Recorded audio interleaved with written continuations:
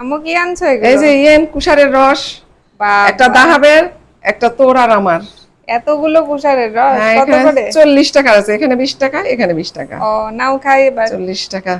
তো নাও, পরে ফ্রিজে রাখি, ঠান্ডা হোক। ও হ্যাঁ, ঠান্ডা করো নাও। একটু পরে খাবো, আধা আচ্ছা। ঘন্টা। কুশার খেতে পারি না, তো যখনই আম্মু কুশারের রস পায় তখন কুশারের রস কিনে আনি। আর রস খেতেই খুব বেশি ভালো লাগে। এই যে ভিউয়ার্স, কুশারের রস খাচ্ছি।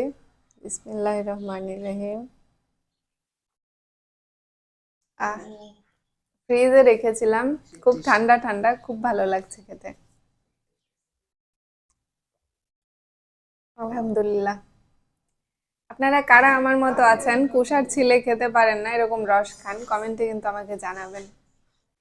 আসসালামু আলাইকুম ভিউয়ার্স, সবাই কেমন আছেন? আশা করছি ভালো আছেন। এই যে তরকারির কাটা কুটা যেগুলো আছে সেগুলো আনলাম, এপারে গাছে দিব। আর আপনাদেরকে একটা জিনিস দেখায়, দেখেন, এই যে মরিচ গাছ লাগিয়েছি। এই ব্যাগগুলো কিন্তু আমি নিজ হাতে বানিয়েছি, আর এখানে মরিচের বীজ চারা দিয়েছি। আর এই এই তরকারির খোসাগুলো দিলে গাছ খুব ভালো হয়। তো এগুলো গাছে দিব, পেয়ারা গাছে আজকে দিব। বিসমিল্লাহ। গাছগুলো খুব তরতাজা হয়। এই যে এই গাছটা দেখেন, এটা মেহেদি গাছ, কত বড় হয়ে গেছে মাশাআল্লাহ। এখন বৃষ্টি হচ্ছে, আমরা চলে যাই, আসো দাহাব।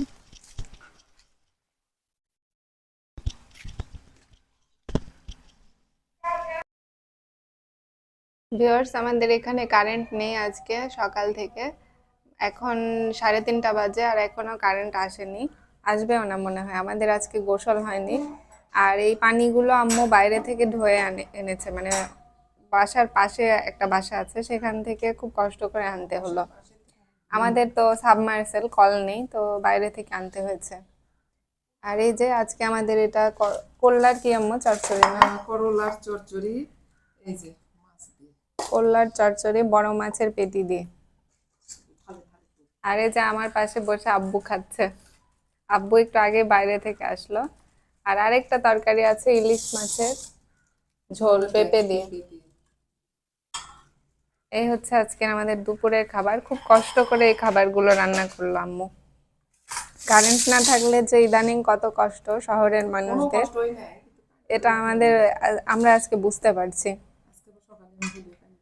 কোনো মাইকিংও করা হয়নি, কিন্তু তারপরেও কারেন্ট হঠাৎ করে চলে গেছে। আর 7-8 ঘন্টা হলো না আম্মু? প্রায় 8 ঘন্টা হয়ে গেছে কারেন্ট আসেনি।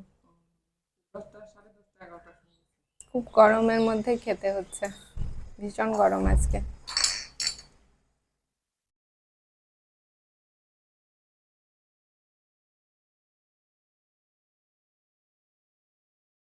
আমি আর আম্মু বিকেলে গিয়েছিলাম একজনের বাসায়।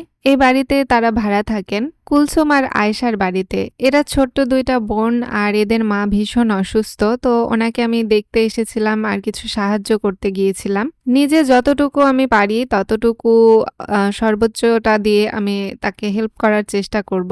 খুব কষ্ট করে মানুষের থেকে চাওয়া চিন্তা করে ইনি অপারেশন করেছেন, কিন্তু এখনো ওষুধ কেনার মতো কোনো সামর্থ্য নেই, টাকাও নেই। ঔষধের অভাবে এভাবে মৃত্যুশয্যায় হয়ে উনি আসলে ঘরের মধ্যে অপেক্ষা করছেন।